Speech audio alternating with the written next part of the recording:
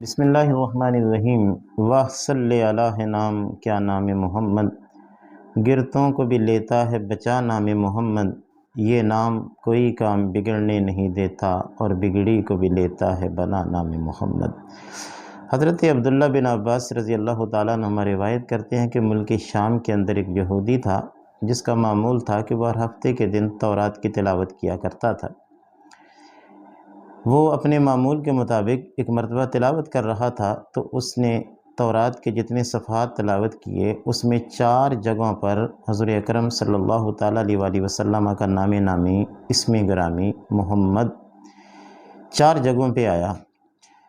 اور اس نے بغض اور عداوت کے اندر ان 4 جگہوں سے حضور اکرم علیہ السلام کے نام کو مٹا دیا۔ اگلا ہفتہ آیا، اگلے ہفتے پھر اس نے جب تورات کی تلاوت کرنا شروع کی تو جتنے اوراق اس نے تلاوت کیے اس میں 4 کی بجائے 8 جگہوں پر کملی والے مصطفیٰ علیہ السلام کا نام نامی اور اسم گرامی اور حضور کے اوصاف و کمالات تھے۔ اس نے 8 جگہوں سے بھی مٹانے کی کوشش کی۔ اگلا ہفتہ آیا، پھر اس نے اپنے معمول کے مطابق جب تلاوت کرنا چاہی تو 4 8 نہیں بلکہ 12 مرتبہ آقا علیہ السلام کا نام نامی اسم گرامی اس کی تلاوت کے دوران سامنے آیا۔ جب اس نے یہ دیکھا کہ میں حضور کے نام نامی کو مٹاتا ہوں تو اس سے دگنی مرتبہ نام حضور کا سامنے آ جاتا ہے، تو اس کے دل کے اندر یہ آرزو پیدا ہوئی کہ جس نام کو میں مٹانے کی کوشش کرتا ہوں وہ نام اتنا ہی نمایاں ہوتا ہے، کیوں نہ میں اس بارگاہ کے اندر جاؤں اور جا کر میں اس ہستی کو دیکھوں، ان کا دیدار کروں۔ دوست احباب سے اس نے مشورہ کیا تو دوستوں نے اس کو مشورہ دیا کہ نہ تم اسے دیکھو اور نہ وہ تمہیں دیکھیں، لیکن اس کا اصرار تھا کہ جن کا نام ہر مرتبہ نمایاں سے نمایاں تر ہو رہا ہے کہ میں ضرور اس ہستی سے جا کر ملوں گا۔ چل پڑا، شام سے چلا، مدینہ کے اندر پہنچ گیا۔ مدینہ تو طیبہ کے اندر جس وقت پہنچا تو اتفاق سے اس کی ملاقات حضرت سلیمان فارسی رضی اللہ تعالیٰ عنہ سے ہوئی۔ حضرت سلیمان فارسی رضی اللہ تعالیٰ عنہ بڑے وجیح اور بڑے خوبصورت شخصیت تھے۔ جس وقت اس نے دیکھا اس نے سمجھا کہ شاید یہی رسول اللہ ہیں۔ حضرت سلیمان فارسی کی خدمت کے اندر حاضر ہوا اور کہنے لگا کہ انت محمد انت رسول اللہ، کیا آپ رسول اللہ ہیں، محمد مصطفیٰ آپ ہیں؟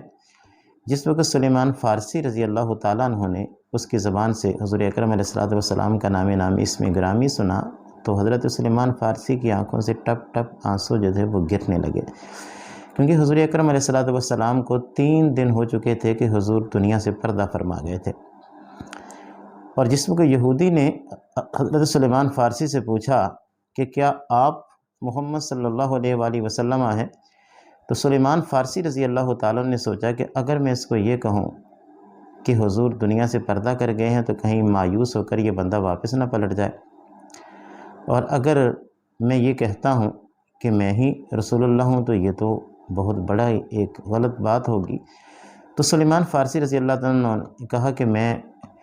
تو جس کا تم نام لے رہے ہو میں تو ان کے در کا غلام ہوں اور ان کے دسترخوان کا خوشہ چین ہوں۔ سلیمان فارسی رضی اللہ تعالیٰ نے اس کا بازو پکڑا، چل پڑا۔ مسجد نبوی شریف کے اندر صحابہ کرام بیٹھے ہوئے تھے، اور جس وقت یہ شخص مسجد نبوی کے اندر داخل ہوا تو اس نے داخل ہوتے ہی کہا السلام علیکہ یا محمد۔ جب السلام علیکہ یا محمد کہا، جہاں جتنے بھی صحابہ وہاں پہ بیٹھے ہوئے تھے وہ سارے صحابہ حضور کا نام نامی اسم گرامی سن کر سب کی آنکھوں میں آنسو آ گئے۔ انہوں نے دیکھا یہ اجنبی شخص ہے، مدینے کے رہنے والا نہیں ہے، مدینے کا باسی نہیں ہے، باہر سے آیا ہے، اور وہ صحابہ سمجھ گئے کہ اس شخص کو یہ پتہ نہیں کہ حضور جو ہے وہ دنیا سے پردہ فرما گئے۔ صحابہ کرام نے بتا دیا کہ حضور تو دنیا سے پردہ کر گئے ہیں۔ جب اس نے یہ بات سنی تو کہنے لگا کاش میری ماں نے مجھے جنم ہی نہ دیا ہوتا، اگر جنم دیا ہوتا تو کاش میں نے تورات کو نہ پڑھا ہوتا، تورات کو پڑھا ہوتا تو کاش میں نے اس تورات کے اندر کملی والے مصطفیٰ علیہ السلام کے اوصاف و کمالات کو نہ پڑھا ہوتا۔ اللہ اگر میں نے اوصاف و کمالات کو پڑھ ہی لیا ہے تو کاش میں نے اس نبی کی زیارت بھی کی ہوتی۔ پھر وہ صحابہ کی طرف متوجہ ہوا اور کہنے لگا کہ کیا تم میں علی موجود ہیں؟ مولا علی حیدر کرار شیر خدا رضی اللہ تعالیٰ عنہ فرمانے لگے کہ ہاں میں علی ہوں۔ تو وہ شخص کہنے لگا کہ میں نے تورات کے اندر آپ کا بھی تذکرہ پڑھا ہے، آپ مجھے یہ بتائیں کہ حضور اکرم علیہ الصلوۃ والسلام کا سراپا کیسا تھا۔ مولا علی شیر خدا رضی اللہ فرمانے لگے کہ نبی کریم علیہ الصلوۃ والسلام آپ کی کشادہ جبین تھی، حضور اکرم علیہ الصلوۃ والسلام کی باریک بمیں تھی، حضور کے گھنے بال تھے، آقا علیہ الصلوۃ والسلام کے سینہ مبارک سے لے کے ناف تک بالوں کی ایک لکیر تھی، پر گوشت آقا علیہ الصلوۃ والسلام کی ہتھیلیاں تھیں، اور حضور کے قدم ہائے مبارکہ بھی نرم ہڈیاں تھیں قدم ہائے مبارکہ کے اندر۔ آپ کے دونوں کاندھوں کے درمیان نبوت کی مہر تھی، اور آقا علیہ الصلوۃ والسلام جس وقت مسکرایا کرتے تھے تو حضور کے دندان مقدس سے نور کی جب شعائیں نکلتی تھیں تو سامنے والی دیواریں بھی اس سے روشن ہو جایا کرتی تھی۔ حضور کے رخسار مبارک کو دیکھ کر یوں لگتا تھا کأن الشمس تجری فی وجہہ، کہ یہ سورج حضور اکرم علیہ الصلوۃ والسلام کے چہرہ مقدس پہ چمکتا ہے۔ جب آقا علیہ الصلوۃ والسلام کے سراپا مقدس کو حضرت مولا علی شیر خدا رضی اللہ عنہ نے بیان کیا تو اس نے کہنے لگا واقعی تورات کے اندر بھی یہی سراپا بیان کیا گیا ہے۔ پھر وہ کہنے لگا کہ مجھے آقا علیہ الصلوۃ والسلام کا کوئی جبہ یا حضور کی کوئی قمیض مبارک مجھے دیجیے تاکہ میں اس کو سونگھوں اور اس کی خوشبو سے اپنے آپ کو معطر و معمبر کر لوں۔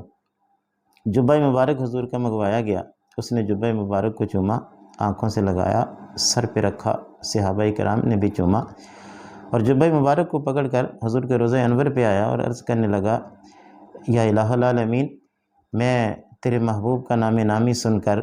شام سے مدینہ کے اندر آیا، یہاں آ کر خبر ملی کہ حضور تو دنیا سے پردہ کر گئے ہیں۔ وہ حضور کے جبہ مبارک کو اپنے ہاتھوں میں لے کر عرض کرنے لگا اللہ تو وحدہ لا شریک ہے، تو بے نیاز ہے، تیرے سوا کوئی معبود نہیں، میں اس بات پر ایمان لاتا ہوں، اور تیرے نبی کملی والے مصطفیٰ علیہ الصلوۃ والسلام تیرے رسول ہے، میں اس پر بھی ایمان لاتا ہوں۔ اور پھر وہ آسمان کی طرف منہ کر کے عرض کرنے لگا کہ الہ العالمین، اگر میرا اسلام تیری بارگاہ کے اندر قبول ہو چکا ہے تو اب میں ملک شام واپس نہیں جانا چاہتا، اور میں اس دنیا کے اندر زندہ بھی نہیں رہنا چاہتا۔ میں جس نبی کی زیارت کے لیے شام سے مدینہ کے اندر آیا تھا، اللہ اگر میرا اسلام قبول ہو چکا ہے تو مجھے اس رسول اللہ کی بارگاہ تک پہنچا دے۔ بس یہی بات کہنی تھی کہ وہ حضور کے روضہ انور پر گر پڑا اور اس نے اپنی جان آفریں کے سپرد کر دی، اور کملی والے مصطفیٰ علیہ الصلوۃ والسلام کی بارگاہ کے اندر وہ شخص حاضر ہو گیا۔